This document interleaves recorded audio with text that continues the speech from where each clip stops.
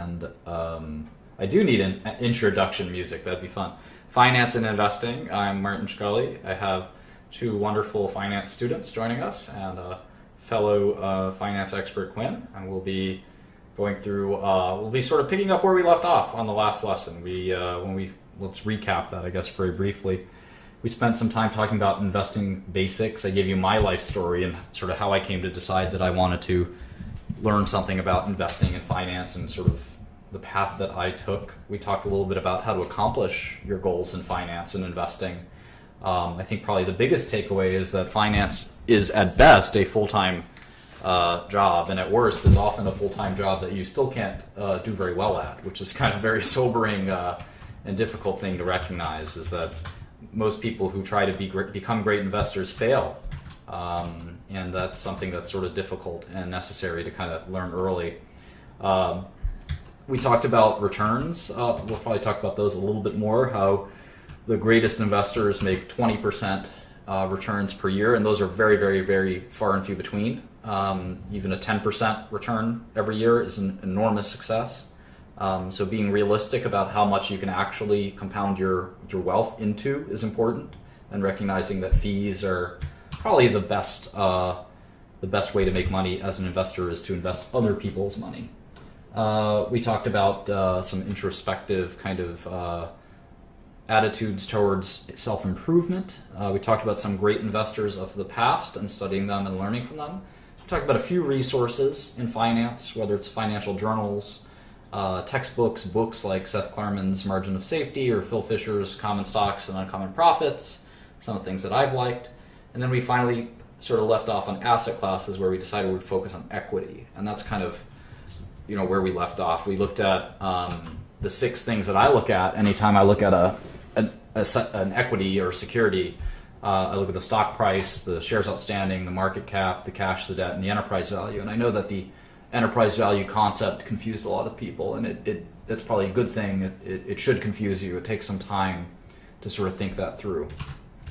We talked about financial statements, and we kind of left it off there. We spent not as much time as I would have liked on financial statements, so that's kind of where we're going to spend the bulk of our time here today.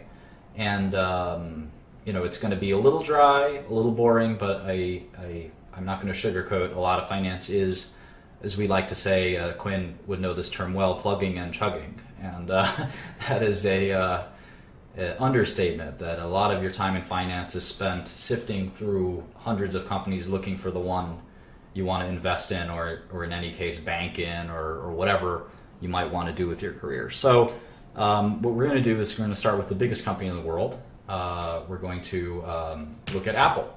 So we're going to go to my favorite website, which is the SEC's website, in all irony, and it's the SEC search page. And I think that if you go here, I actually made this my bookmark for a long time. It's the SEC's website for SEC filings. So if you type in Apple stock ticker, it's AAPL. You can get all of their SEC filings. Now all this gibberish may confuse you, but I'll quickly sort of show you what some of it means. An 8K is any disclosable event, basically. So any big news, any disclosable, I'm having trouble with the English language here, any disclosable event. And so what's disclosable? And this actually has been a topic in the news lately. So any kind of material means important, right? Any material event. And you'll get to know kind of what that concept is. So that's what the 8Ks are. A lot of these are kind of confusing. The 13G or D is an ownership statement. So if someone owns more than 5% of your company, that's what a 13G is. So all of these are specific kinds of statements. And the ones we're concerned with are the 10Qs and 10Ks. The 10Q is the quarterly earnings report, or the quarterly report. It's more than just earnings, I guess. And the 10K is the annual report. So we use these, not only these, but we start off with these Form 10 filings as our important kind of things we're going to focus on. So anyway, let's see the most recent 10 filing. If you see it for yourself, it's the 1/27, January 27th, 2016 10Q. And we're going to click Documents, and we're going to click the first link, which brings us to the 10Q. And this is Apple's earnings report. So you can use this same procedure. You could use this same procedure for, and there's the link if you had trouble opening it. You could use the same procedure for looking up any public company's financial reports. So you can look up how much money Ford made last quarter, or how much revenue Pfizer had last year, or any company, Bed Bath & Beyond, or Outback Steakhouse, or whatever tickles your fancy. And you can see on Apple, you see the little Apple logo, and you see on page 2 and page 3, you can see what their sales were. So sales of $75 billion for the 3 months ended December 26, 2015. That's a lot. I think they're one of the highest revenue producing companies in the world, $75 billion. So what do we do with this information? How do we interpret it? We're going to use what I call the Holy Trinity. If you don't know Catholicism, I was born as a Roman Catholic, and we have something called the Holy Trinity. So you have a new Holy Trinity in this class, which is the income statement, the balance sheet, and the cash flow statement. And this is the income statement, and we're going to learn that well. And you can actually abbreviate it pretty easily as IS, BS, and CF. Income statement, balance sheet, and cash flow statement. And the three of them come together to sort of portray the results of a company for any given period. And you need all three to really interpret a company's performance. And all three kind of tell you slightly different information. We typically focus, especially as beginners, on the income statement and the balance sheet. The cash flow statement's a little bit advanced. It's still very important. Sometimes it's important, sometimes it isn't. But anyway, we're going to spend a lot of time on the income statement and the balance sheet, and we'll end up looking at the cash flow statement in future courses. So let's try to interpret the Apple income statement. What I like to do is I like to go to Excel, and like I said, I like to look at those 6 things first and foremost. So stock price of Apple, and where do we look up stock prices? We can go to Yahoo Finance or Bloomberg Finance, or I like Yahoo Finance. And you don't need live stock quotes. I think Yahoo gives you live stock quotes for free, but you can invest the same way people did in the old days. You can get a stock quote every 3 or 6 hours. You don't really need to know the stock price any second. I think that's a big waste of time, in fact. So anyway, the stock price is about $97, and the number of shares Apple has is on the 10Q, and it's on the first page. It says right there, 5.5 billion shares of common stock as of January 8th.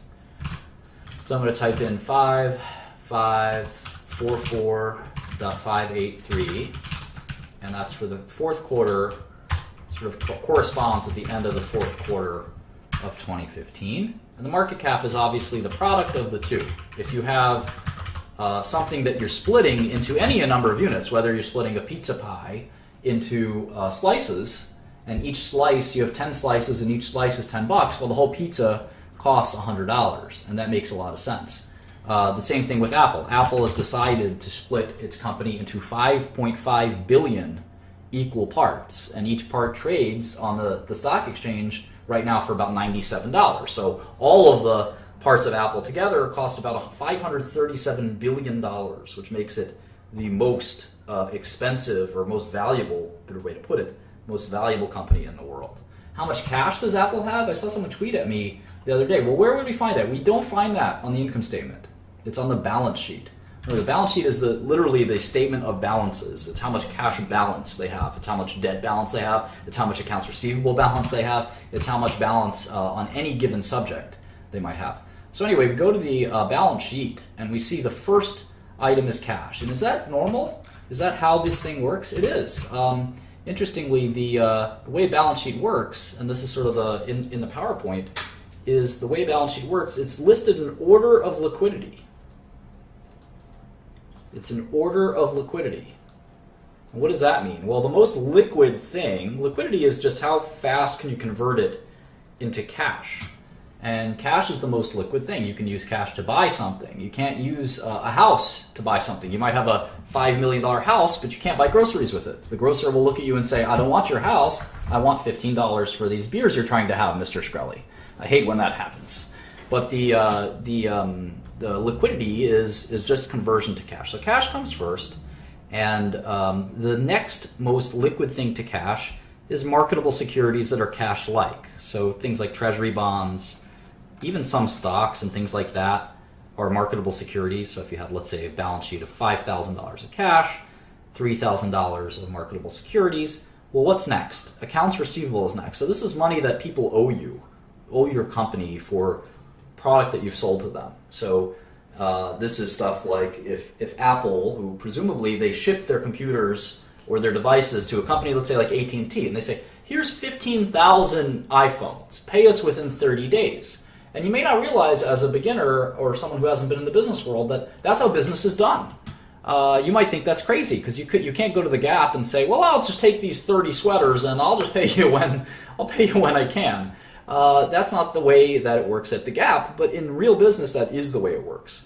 Believe it or not, you usually pay within 30 to 60 days in American and most of international business.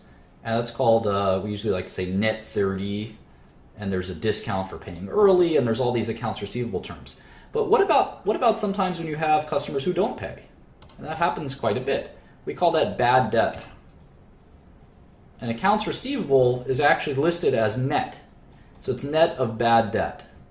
And you have to estimate what you won't collect on, and literally what you have to send to accounts receivable, which is the collections agency.